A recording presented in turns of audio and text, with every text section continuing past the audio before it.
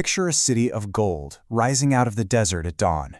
Ziggurats scraping the sky, marketplaces buzzing with life, and a wealth that flowed like a river. This was Babylon, a city that built an empire on ideas that would, thousands of years later, come to define our modern world. But how? Really, how did they build such a complex, powerful economy without the one thing we all think is essential? Cash. That's the puzzle we're going to piece together. And the answer isn't about what they were missing, it's about the sheer genius of what they invented. All right, let's get into it. The story of Babylon doesn't start with glittering treasure rooms. No, it starts with something much more humble. Grain. Their entire civilization was built on their ability to tame a harsh and unforgiving landscape. Now check this out. It's all about location. Up north, in Assyria, you had enough rain to farm, but down south, in Babylonia, almost nothing. And that brutal reality forced them to innovate. They became masters of engineering, building these huge, sophisticated irrigation systems that turned the desert green. The result was a food surplus so massive it's hard to even imagine. And we're not talking about simple farming here. This was a science, a precise, year-long operation.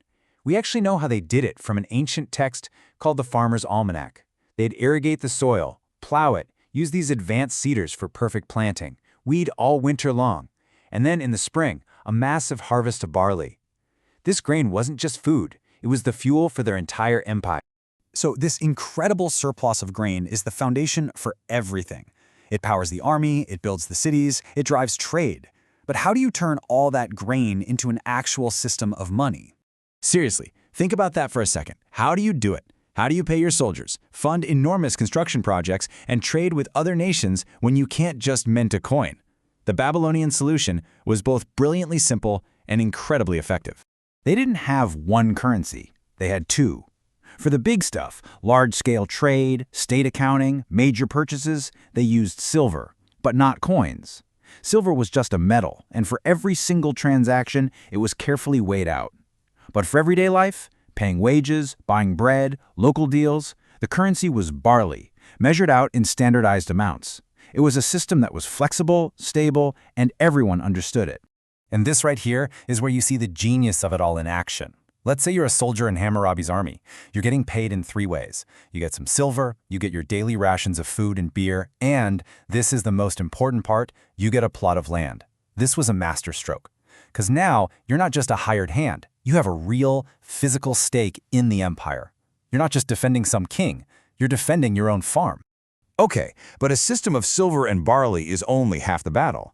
None of it works without the most important ingredient of all, trust. How did Babylon create an economy where everyone trusted that a chunk of silver or a sack of grain was worth what they said it was worth? Well, the answer might surprise you. It came from the temples. Those giant ziggurats, they weren't just places to pray. They were the economic heart of the city. The temples owned huge amounts of land. They rented it out, they gave out loans, and they stored wealth. They were basically the first national banks, and their divine authority guaranteed that the whole system was fair and stable. And that trust wasn't just a vague promise, it was literally carved in stone. The Code of Hammurabi wasn't just a set of punishments, it was a sophisticated economic rulebook. Look at this law. It's basically a built-in insurance policy against natural disaster. It says if a flood wipes out your crops, you don't have to pay back your loan that year. It created a legal system that was predictable, stable, and that everyone could trust. And the laws got incredibly specific. Take interest rates. For a loan made in silver, the kind you'd get for a commercial venture, the standard rate was set right there in the law at 20%. But for a loan of grain, the kind a farming family might need to survive the winter, the rate was higher, at 33%. The amount of detail in these financial rules just shows you these guys weren't making it up as they went. They were running a highly sophisticated economic machine. But all of this leads us to the most radical, most surprising part of the whole Babylonian system. They understood a danger that we are still grappling with today, the destructive power of widespread debt. And their solution was just breathtaking. They called it Misharim. Think of it as a societal clean slate. When a new king came to power, or after a major crisis like a war, he would often just declare a jubilee. Widespread personal debts were simply erased. People who'd been forced into servitude to pay off what they owed were set free. Land that had been lost to creditors was returned. Now, this wasn't some utopian fantasy. It was a deeply practical tool to stop the society from collapsing under its own weight. And don't think this was some rare, once-in-a-century event. Look at this. The famous Hammurabi himself declared at least 4 of these clean slates during his reign. It was a regular, expected part of the economic cycle, designed to keep things in balance and make sure the state always had free citizens to be soldiers and pay taxes. Now here's the really smart part. This wasn't a total free-for-all. They were very specific.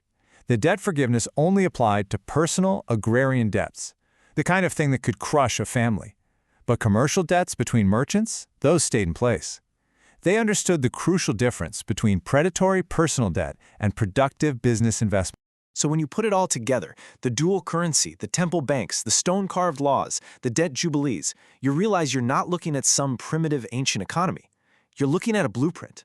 The echoes of Babylon are all around us today. Think about it. They're carefully written, legally binding contracts on clay tablets. They are the direct ancestors of our digital agreements. The principle is exactly the same. Record it, make it official, and create trust between people. And their temples acting as these huge, central institutions that guaranteed value and stabilized the whole system? Well, that's the basic concept behind our modern central banks. That brilliant move of giving soldiers land to ensure their loyalty and give them a stake in the system's success? We still do that. We just call it employee stock options or retirement benefits. It's the same idea. Give people a reason to care. And it all leaves us with one powerful, lingering question. Almost 4,000 years ago, the Babylonians understood that for an economy to be strong and stable, it had to serve its people, not just its creditors. They built safety valves right into the system to prevent it from collapsing. Have we, in our incredibly complex modern world, somehow forgotten the simple, powerful lessons that they wrote in stone?